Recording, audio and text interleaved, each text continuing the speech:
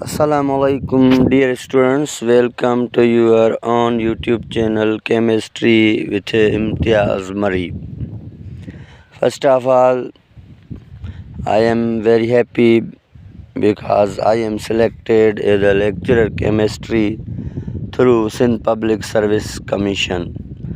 तो Sindh public service commission के through मैंने लेक्चरर केमिस्ट्री की टेस्ट दी थी, जिसमें मैंने इंटरव्यू और रिटन क्वालिफाई कर दिया। और अल्हम्दुलिल्लाह इस वीडियो बनाने का मकसद कि आज मैं उन दोस्तों, उन टीचर्स को, उन स्टूडेंट्स को एडवाइस करूँगा कि किसी भी कमीशन में, किसी भी सब्जेक्ट में, चाहे वो लेक्चरर की टेस्ट हो या सब्जेक्ट स्पेशलिस्ट की टेस्ट हो, तो आपको इंटरव्यू के लिहाज से अपनी एक्सपीरियंस बता रहा हूँ कि इंटरव्यू में आप कैसे जो हैं कॉन्फिडेंशियली हर चीज़ बता सकते हैं। तो पहले जो मेन बात है इंटरव्यू के लिए, जो मेन फोकस होनी चाहिए कि you must have a confidence. आपके पास कॉन्फिडेंस होना लाजमी है, क्योंकि मोस्ट कैंडिडेट्स को जब कॉल किया जाता है कि आप अंदर जाएं इंटरव्यू के लिए, तो फ़ौरन वो अपने कॉन्फिडेंस को लूज़ कर देते हैं। और जब वो अपना कॉन्फिडेंस लूज़ कर देते हैं तो उससे ये होता है कि जो इजी क्वेश्चंस होते हैं, जो उनको आते भी नहीं हैं, लेकिन वो उस वक्त डिलीवर नहीं कर सकते। एक अच्छा सा प्रेजेंटेशन या एक अच्छा सा लेक्चर वो हैं नहीं दे पाते, जिसकी वजह से वो कमीशन को या जो सब्जेक्ट का एक्सपर्ट होता है उसको सेटिस्फाई नहीं कर सकते। तो पहली बात मेरी आपको यही एडवाइस है कि यू मस्ट बिल्ड कॉन्फिडेंस। आप जब जाएं इंटरव्यू के लिए, जब भी जाएं, तो आप कॉन्फिडेंस के थ्रू जाएं और ये सोचते जाएं कि वो भी हमारे जैसे इंसान हैं। अब कॉन्फिडेंस आप में होगा तो आप कॉन्फिडेंशियली हर चीज़ को एक्सप्लेन कर पाएंगे और इस वजह से आप जो है इंटरव्यू को क्वालिफाई कर लेंगे। तो मैं अपना एक्सपीरियंस आपको शेयर करता हूँ और ये भी बताता हूँ साथ साथ मुझे इंटरव्यू में कौन से क्वेश्चन किए गए थे। तो जैसे मैं इंटर हुआ तो जो कमेटी का चेयरमैन था उसने पहले कहा इंट्रो योर सेल्फ, और इंट्रो करने के बाद उसने सब्जेक्ट का जो एक्सपर्ट था, आईबीए का प्रोफेसर, आईबीए यूनिवर्सिटी सक्खर का प्रोफेसर था सर, पीएचडी होल्डर था, तो उसको कहा कि आप एक्सपर्ट, हमारा सब्जेक्ट का जो केमिस्ट्री का एक्सपर्ट था वो सर था। तो चेयरमैन साहब ने सर को कहा कि sir now you can ask the questions. तो जैसे मैंने सर की तरफ देखा तो सर ने पहली बात मुझसे पूछी कि mister you know about Tollens reagent test. तो टॉलरेंस रिएजेंट टेस्ट के बारे में आप क्या जानते हैं? तो मैंने उसको बताया कि sir this test is used to distinguish between aldehyde and ketone. तो मुझे सर ने कहा कि आप फ़ौरन जो है कलम लें और ये टॉलरेंस रिएजेंट का रिएक्शन जो है वो फार्मल्डिहाइड से कराएं। तो मैंने फार्मल्डिहाइड से ड्रा किया reaction on the board, reaction mechanism लिखा फार्मल्डिहाइड का टॉलरेंस रिएजेंट के थ्रू, जो डायमाइन सिल्वर 1 हाइड्रोक्साइड होता है, और सिल्वर मेटल को इसी तरह रिड्यूस किया। तो मैं वहाँ ही था, बोर्ड पे ही था, तो उसने मुझे कहा कि अभी आप ऑक्सीडेशन आप बेंजीन कराएं विद ओजोन। तो फिर मैंने रिएक्शन लिखा, ऑक्सीडेशन कराई ओजोन O3 के साथ। तो उन्होंने कहा मुझे फ़ाइनल प्रोडक्ट क्या बनेगा? मैंने कहा मैलिक एनहाइड्राइड। तो मैंने मैलिक एनहाइड्राइड फार्मूला लिखा। तो वहाँ ही सर ने कहा कि आप टॉलरेंस, आप जो हैं टोलिन का नाइट्रेशन कराएं। तो जब मैंने टोलिन का नाइट्रेशन कराया तो वहाँ मैंने आर्थो और पेरा पे मेजर प्रोडक्ट बनाए, नाइट्रो और पेरा नाइट्रोफिनोल टोलिन। तो सर ने कहा कि आपने ये जो मेजर प्रोडक्ट हैं वो आर्थो पेरा पे क्यों बनाए हैं, आपने मेटा पे क्यों नहीं बनाए? तो मैंने सर को बताया कि सर ये जो मीथाइल ग्रुप है, क्योंकि toluene is the common name of methyl benzene, तो सर ये जो मीथाइल ग्रुप है ये आर्थो प्रोडक्ट है, तो इसी वजह से मेजर प्रोडक्ट आर्थो और पेरा पोजीशन पे ही बनेंगे। उसके बाद सर ने कहा आप ऑक्सीडेशन आप बेंजीन कराएं। तो मैंने बेंजीन की ऑक्सीडेशन के बाद ऑक्सीडेशन ऑफ ईथीन ऑक्सीडाइज कराया और इसी तरह 1,2 डायोल मैंने प्रोडक्ट बनाई। उसके बाद सर ने कहा कि आप रिएक्शन कराएं फ़िनोल का विद जिंक मेटल। तो जिंक मेटल का जब मैंने फ़िनोल के साथ रिएक्शन किया तो बेंजीन और जिंक ऑक्साइड बना, वो भी मैंने रिएक्शन वहाँ पे ड्रा किया।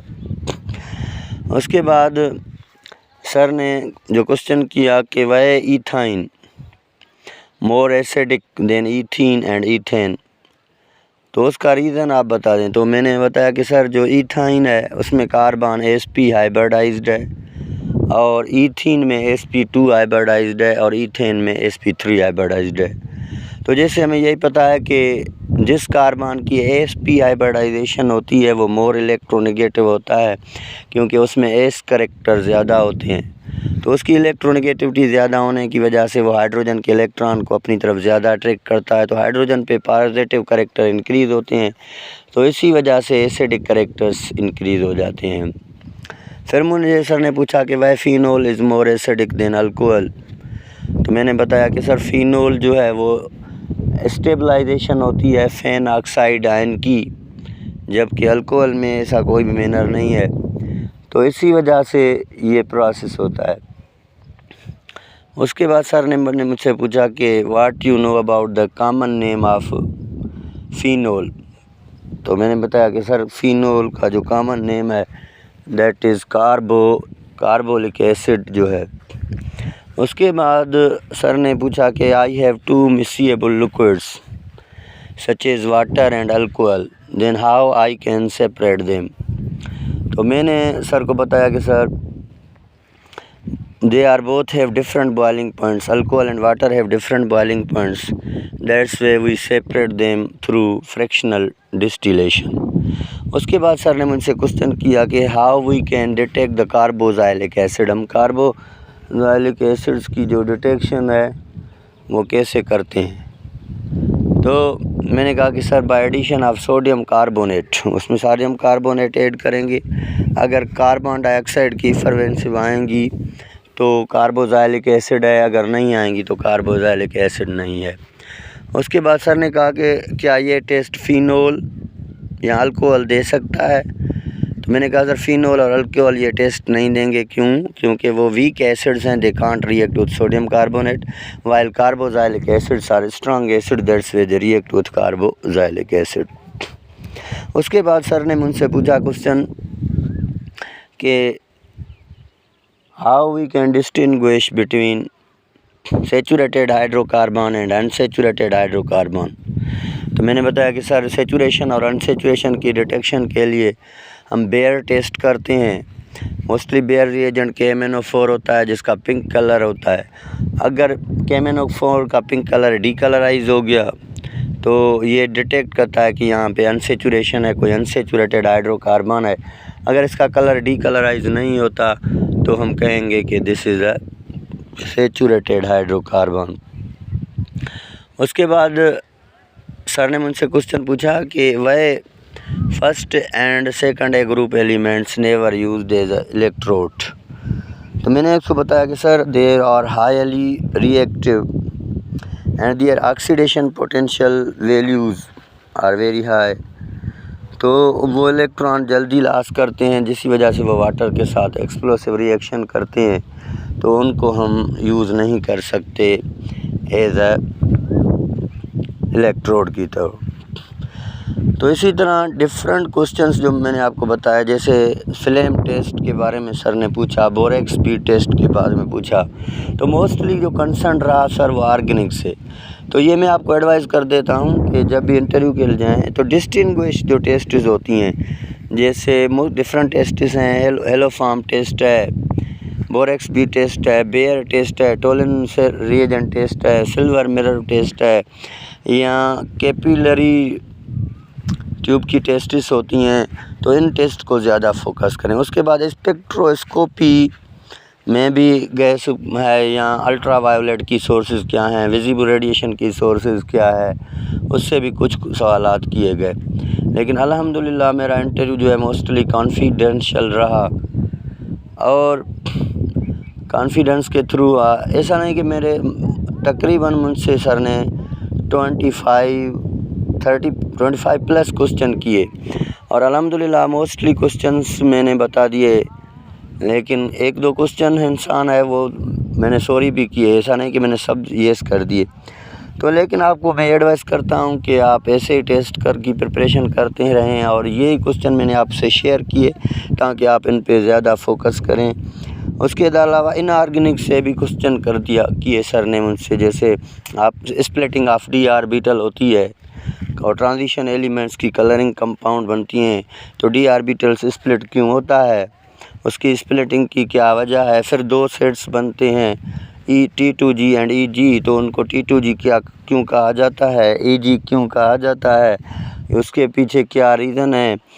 तो डिफरेंट कॉन्सेप्चुअल याद कर लें। इंटरव्यू किसी भी सब्जेक्ट का हो तो मोस्टली जो एक्सपर्ट होते हैं वो कॉन्सेप्चुअल करते हैं, और जब रिज़ल्ट आई तो अल्हम्दुलिल्लाह I am selected as a lecturer chemistry. और सबसे बड़ी मुझे खुशी हुई क्योंकि मैंने मेहनत थी और मैंने कॉन्फिडेंशियली जो है मेहनत की, वर्क की। अभी ये मोस्टली आप लोगों के बातों पे भी ना है, क्योंकि मोस्टली जो कैंडिडेट्स हैं वो लोगों की बातों पे आ जाते हैं कि सिंध पब्लिक सर्विस कमीशन में मेरिट नहीं है, वहाँ सोर्सेज चलती हैं, वहाँ पैसा चलता है और जिसकी सोर्स है वो सिलेक्ट होगा, जिसके पास पैसे हैं वो सिलेक्ट होगा। ये एक सिर्फ बातें होती हैं। आपको मैं ये एडवाइस कर दूं कि कभी भी आप ज़हन में ये बात नहीं लाएं कि अभी हम गरीब हैं। मोस्टली इस वजह से बहुत से ज़्यादा जो कैंडिडेट्स हैं वो हिम्मत हार जाते हैं, अपनी कॉन्फिडेंस लूज़ कर देते हैं कि अब हम पैसा कहाँ से लाएंगे, कैसे सिलेक्ट होंगे। तो ये जस्ट लोगों की बातें होती हैं। आप अपने आप को प्रिपेयर करें, स्टडी करें। आई थिंक 100% मेरिट पे सिंध पब्लिक सर्विस कमीशन काम करती है, क्योंकि जब मैं सिलेक्ट हुआ तो मेरे पास ना कोई पैसे का सोर्स है और ना कोई और सोर्स है। और मेरे साथ 20 जिन लोगों को मैं जानता हूँ केमिस्ट्री में 20 स्टूडेंट्स ऐसे सिलेक्ट हुए हैं जो बहुत गरीब हैं, जिनके पास ऐसी सोर्सेज नहीं है। तो जब आप ये बात बिठाएंगे कि ये पैसा चलेगा, फिर आप तैयारी नहीं कर पाएंगे, आप कॉन्फिडेंस लूज़ करेंगे और उसके बाद आप अपने आप को जो है प्रिपेयर नहीं कर पाएंगे। तो ये सब बातें चलती हैं कि पैसा कुछ नहीं है, Sindh public service commission merit करती है। और मैं आपको बताऊं कि मैं भी मेरिट पे ही आया हूं, क्योंकि मेरे पास ऐसा कोई भी सोर्स नहीं था। I am also highly thankful to Sindh public service commission कि उसने मेरिट की, तो हमारे जैसे लोग भी जो हैं इस 17 गज़ेटेड में आ गए। तो आप इन चीज़ों पे फोकस ना करें, अपना जो है अपनी मेहनत को जारी रखें। कभी भी ये ना कहें कि ये जो है पैसा है, सोर्सेज है, या हम नहीं पढ़ेंगे, अगर हम पढ़ेंगे तो हम गरीब हैं, लेक्चरर नहीं होंगे, ऐसी बात नहीं। आप मेहनत जारी रखें, कॉन्फिडेंस बिल्डअप करें। सिंध पब्लिक सर्विस में कोई पैसा, कोई सोर्स नहीं चलता। जस्ट जो लोग फेल होते हैं, जाहिर सी बात है, तो वो फेल होने वाले या हारने वाले कभी अपनी हार नहीं मानते, तो वो दूसरों पे डाल देते हैं कि यहाँ पे ऐसे हुआ है। तो मैं आपको ये एडवाइस करूँगा, that's my interview experience. Thank you very much.